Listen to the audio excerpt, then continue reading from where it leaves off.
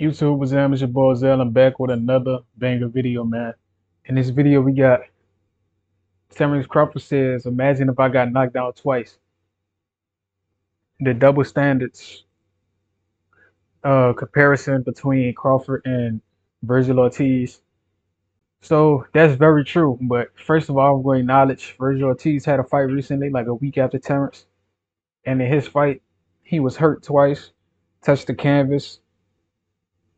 Terence Crawford was never visibly shook by Madrimov, and Madrimov was the bigger guy.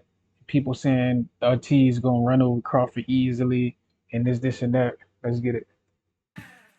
You know, it was really great that we got to see Terence Crawford and Vergil Ortiz fight back to back because we got to compare and contrast not only how different these fighters are, but it also gave us a clear vision of the double standards that exist inside the sport of boxing, and the zone in particular.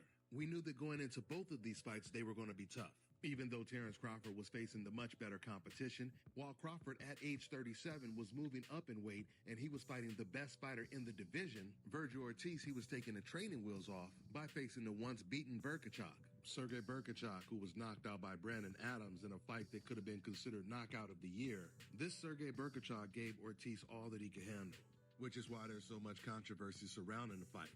Ortiz, who was knocked down twice in the fight, which means he was down 4 points. And if you do the math, that means all Berkachuk had to do was win at least 3 more rounds, and he would have won the fight 7 rounds to 5.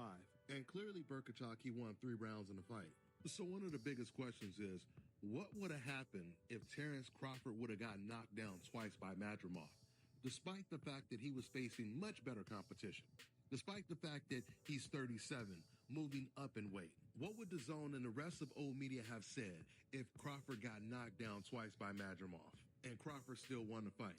Not only would they be calling it the biggest robbery of all time, but even if they didn't get the decision, they would still be celebrating it as if it's the biggest win against Terence Crawford, against an American black boxer. Do you guys know the zone? They put up highlights of the Crawford Madrimov fight. I'm talking about the video where they show clips of the entire card. Well, when they get to Crawford versus Madrimov, they only show clips of the 8th round and a couple seconds of the 12th round. That's all they showed. And coincidentally, they really only showed punches that Madrimov landed. And Crawford had rallied back in the 8th round. They showed no clips of Crawford landing punches in the 8th round. And then they show a small clip of the 12th round where once again Madrimov is the one throwing punches, which was the round, by the way, that Terence Crawford had won. So out of 12 rounds, they only show a small clip of the 8th round. Well, it's obvious narrative pushing, aka propaganda. If you can get the masses to believe something that has a high possibility of being untrue, then those people will flock together behind untrue things, such as Ortiz being better than Crawford. Look at Ortiz's position right now. He got punched and now he on his knee. But they didn't. I don't believe they didn't count this as a knockdown, which is clear fixing.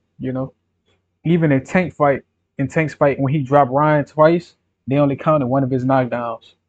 Good thing Ryan quit, because if Ryan didn't quit, they would try to rob Tank on the scorecards, because they only counted one of his 2 knockdowns, just like how they did to Baja Chip.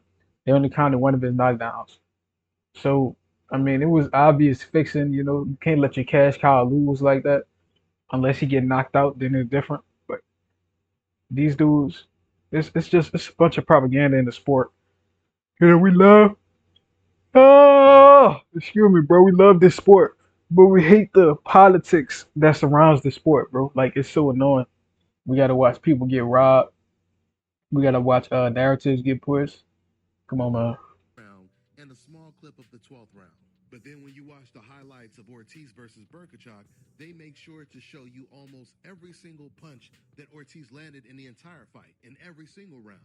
The level of blatant propaganda is amazing. Because if you didn't watch the fight, right, the Crawford Madrimov fight, and all you seen was the zone's highlights, you would think that it was a one-sided fight that Madrimov won, which is exactly what DAZN was aiming to do. And this is the reason why the only good thing about this is we got to see the clear, obvious side-by-side comparisons from Crawford and Ortiz fighting a week apart.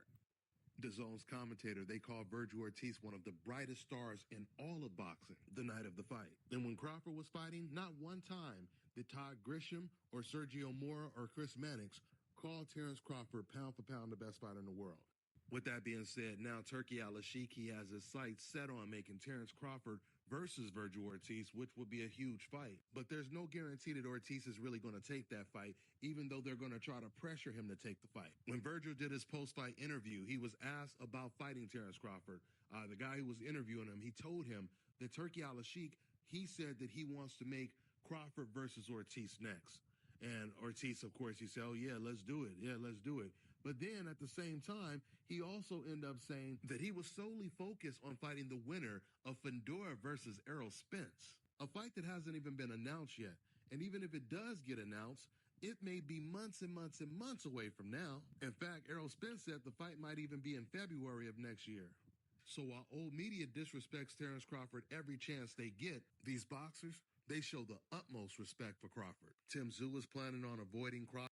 Bro, everybody keep ducking his man, bro. It's ridiculous, actually. Everybody say, I want to fight the best. I want to test my skills.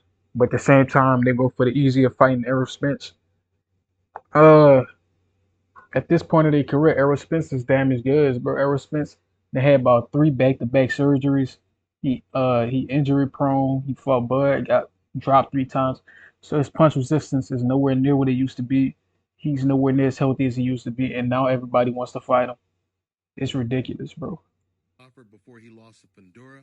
Fundora avoided Crawford.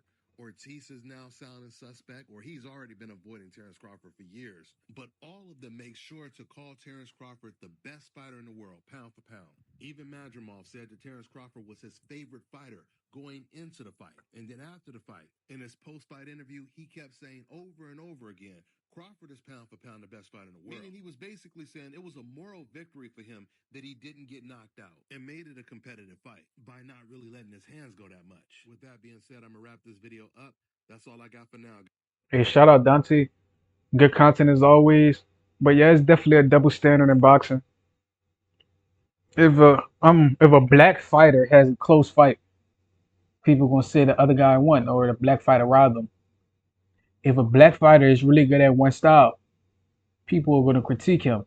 But if somebody else uses that same style, they get praised for it. Case in point, Devin Haney. Devin Haney is a boxer.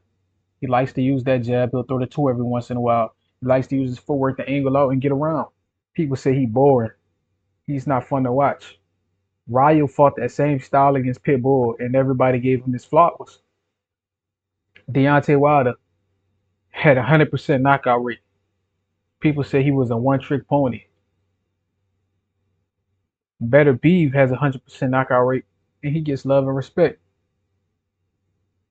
Pitbull is a one-trick pony, and he gets love and respect.